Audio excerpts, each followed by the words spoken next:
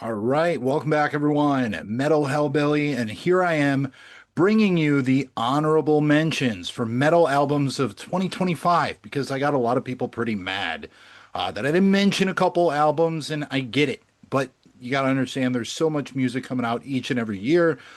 For me to be able to get to all of them and put them on my list, be able to listen to, digest them all, order them, and I do other things. I mean, I don't have any friends, so but I work and I have three cats. It's a lot of work. So, with that being said, we are going to kick things off here, starting with one of my favorites that actually did not make the list. And I'm surprised because at the beginning of the year I thought it would, but it did not. So let's go ahead and get rocking and rolling here with the honorable mentions of 2025. Here it is. Hate with Bellum Regis. Absolutely love this band, and I know a lot of people are like, "Hey, they're a behemoth." Why do I always say behemoth? Behemoth ripoff band. Did you know that Hate actually predates Behemoth, and they started that sort of black and death metal sound that Behemoth has been known to adopt earlier than Behemoth. And don't get me wrong, I like both bands, and I mean, clearly, I preferred the Shit of God over Bellum Regis this year because the Shit of God by Behemoth made my top 30 and this did not. But if I were to put this anywhere, and we're not going to rank these in order, it might be 31 or 32 because, I did actually have 31 in my top 30 because I had a tie, which makes no sense mathematically, but I don't make sense 95% of the time. So who cares? Who cares? But this is a phenomenal album. If you have not listened to it and you like that blackened death metal that is very mid-era Behemoth, mid to late era Behemoth, I think you'll absolutely dig it. You should definitely check it out. What else do we have here? We have Helloween with Giants and Monsters. I didn't dig this as much as I did their self-titled album that came out a few years earlier. I do love the fact that you got Kai Hansen on vocals. You have now I can't even Andy Darris, and you have Michael Kiska, all triple vocal attack, all kind of sharing songwriting duties as well. It's good stuff, but this is a little bit too AOR for my Helloween taste. Don't get me wrong. I love me some AOR. I love me some 80s rockers, but when it comes to Helloween, I want something more like Gambling with the Devil, which, spoiler alert, if you watch my Helloween ranking list, which you should definitely check out on my channel, that is definitely one of my favorites. In this, it's good. Maybe I need to spend a little bit more time with it. I love it. I like it. It's awesome. It's fun, but it just does not feel much like a Helloween album to me. So that's why it didn't make my top 30. We also have Cryptopsy with an Insatiable Violence. I didn't see a lot of people digging this album, and I don't know why. I really don't get it. As Gamora Burns was an amazing album, which came out a few years ago. Maybe it was only 2 years ago. I think it was 2023. But with that being said, this is a great follow-up to that with the new lineup, or the new vocalist, I should say.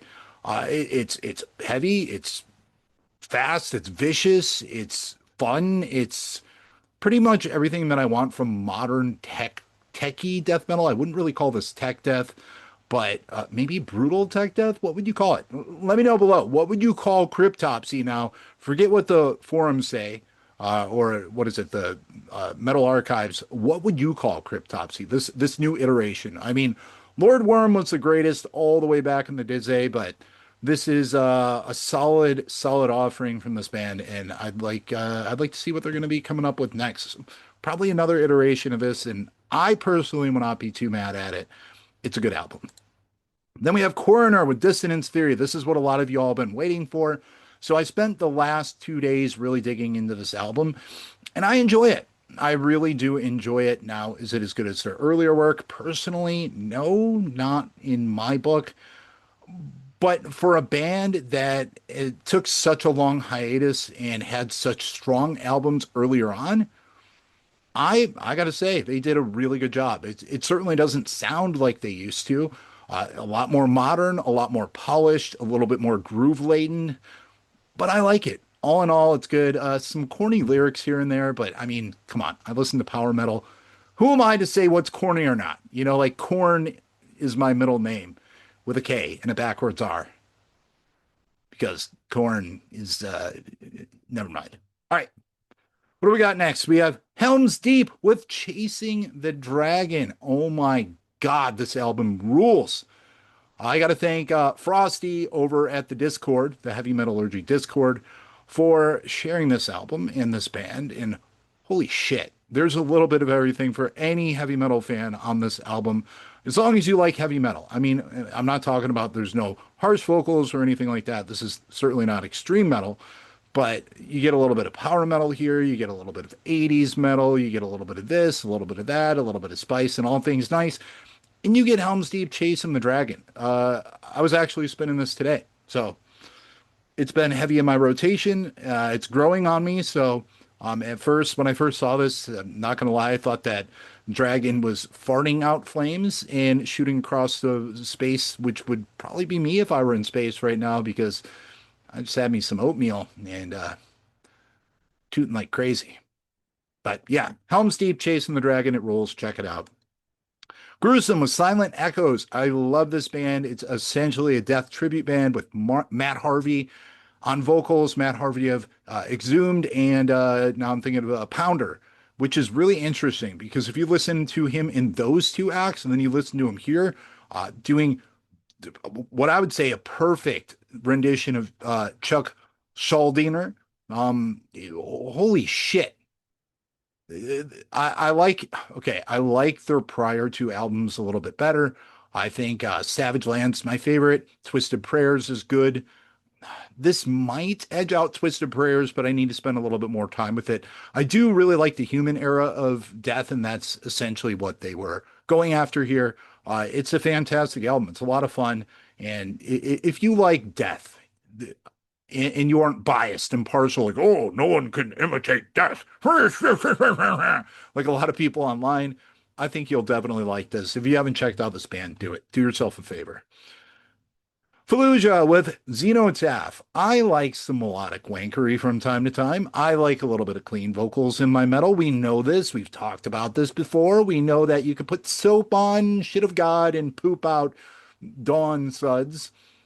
But Fallujah is one of those bands that had a little bit of a falling off for me. I can't even remember the album, but they had a different vocalist and didn't really do too well. I mean, it wasn't a terrible album. It just felt like the songs lacked structure, which is silly to say because a lot of tech death sounds like it lacks structure. But this album has some really good hooks. This album is a lot of fun. It's a little squeaky clean for my liking when it comes to production.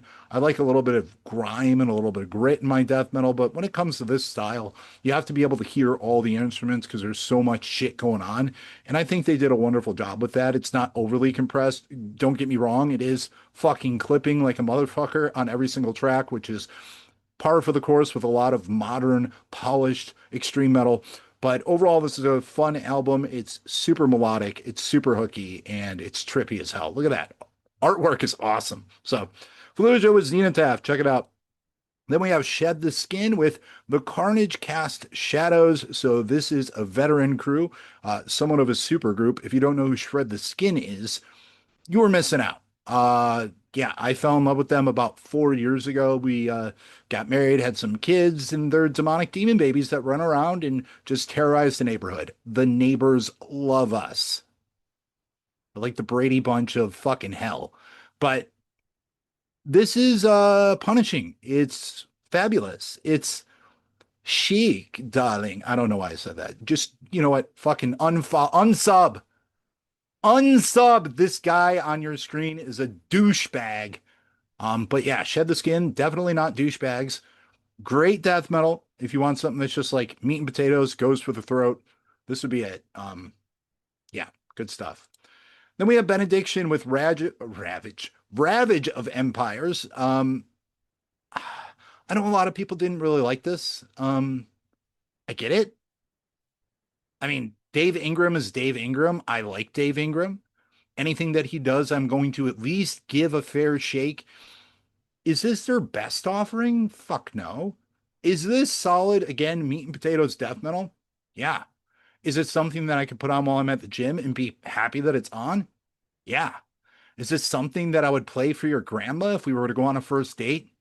Also, yeah, this is a solid offering from Benediction. It certainly would not make my top 30, V, but it's good. It's great. And yeah, don't hate. All right, I had to rhyme there because I'm stupid. Next one is Cradle of Filth, the Screaming of the Valkyries. And I put Valkyries because why the fuck not? Because I used to be a teacher and I can't spell. Damn it. That annoys me that I did that. But don't look at it. Why are you looking at it? Are you judging me? You're judging me right now. Fine. I failed. I failed you all. For some reason, I got to do my Batman voice. But I don't care what you all say about Baby Scream Danny Filth. That takes some skill. Love it or hate it, Danny Filth has one of the craziest ranges when it comes to harsh vocals. And I like it. Why do I like it? Because it was one of the first black, well, let's say black and goth bands I was introduced to after Old Man's Child.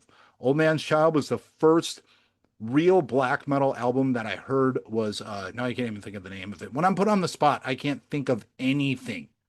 It was the blue one that was released in 97. If that rings a bell for anyone, I can't think of it right now. But then I got introduced to Cradle of Filth, and yeah, I like it. This is a good album. I like the clean vocals from the new female singer. I don't know what her name is, but it works. I even showed this to one of my non-metalhead friends, and he was like, dude, this is good. I'm like, yes, it is.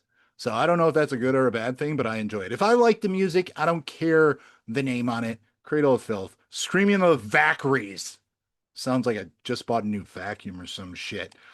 Primal Fear, Domination. How did I not get this on my top 30? I don't know. It started super strong for me and I kind of forgot about it. So that's essentially what happened here. I love me some power metal. I liked Code Red. I don't know if this is quite as good as Code Red, but we do know that this is the one with the eagle on it. We know that much. You know, like if anyone asks you what's your favorite Primal Fear album, there you go. It's a running joke on the Discord, the one with the eagle on it. But this is a solid offering. I really like this band. You can't go wrong with them. I don't think I've ever heard a Primal Fear song that made me go ooh.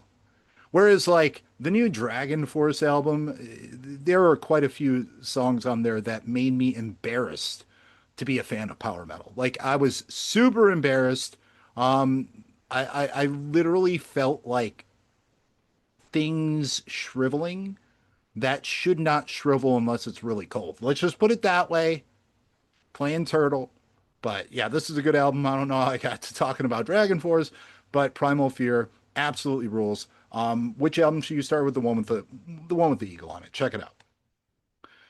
1914, Viribus Unitus. I finally got around to this album over the past couple days. I'm going to buy it.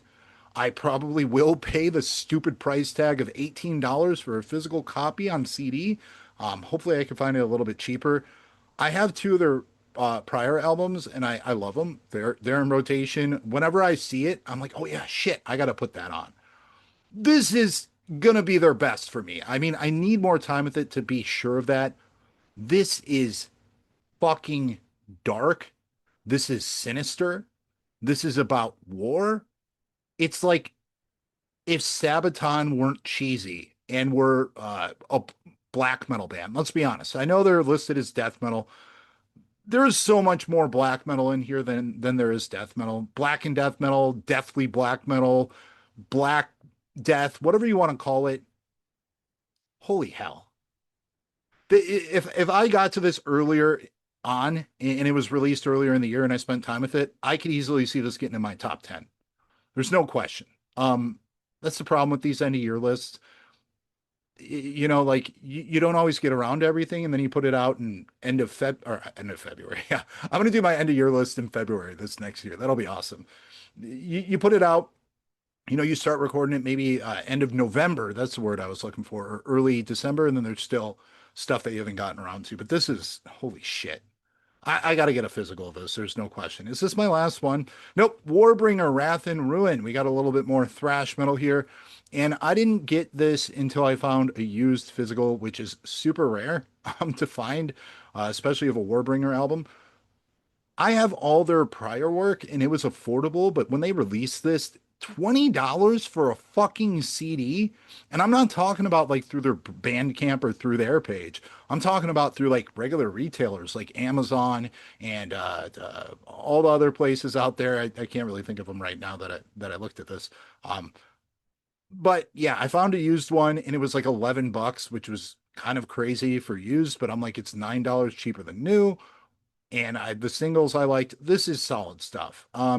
Again, it didn't make my top 30, but it's good. I don't think it's their strongest offering, but if you like some pretty fast, blistering thrash metal, this will be your cup of tea. I think you'll really enjoy it.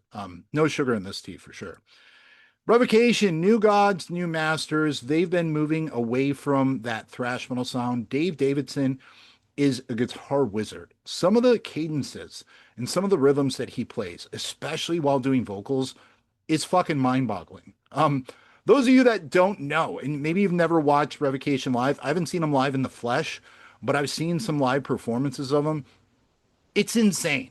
Like Dave Davidson is a guitar wizard. Let's be real here. And this album is riffy as hell. There are some very, very intricate patterns, things that you're like, how did he even come up with that? It doesn't make sense. Like, I'm a very, very amateurish guitarist. Like, I rarely play anymore, but I mean, I can play, but I can't play. Dave Davidson comes to play all the day. That was gay. But this is I don't know. It might be one of their better albums. Again, I need more time with it. Give it a year of me revisiting this, and it might be their best. So I like it. Drawn and quartered, Lord of Two Horns. Holy hell, is this a blistering death metal assault for the senses? I actually own this on cassette, unfortunately. I went on a cassette spree for a while there, but um, this is just really good stuff. I don't think they put out a bad album personally. And the only thing that I would say is there needs to be a little bit more breathing room in this album. It needs to breathe more. If it's going to be this blistering fast the entire time, I think it needs to be a little bit shorter. It's not a long album, but I think it needs to be a little bit shorter, or they need to at least put some sort of a small little interlude in there, or like a breakdown or something. Because this is just like, hey, let's fucking attack you.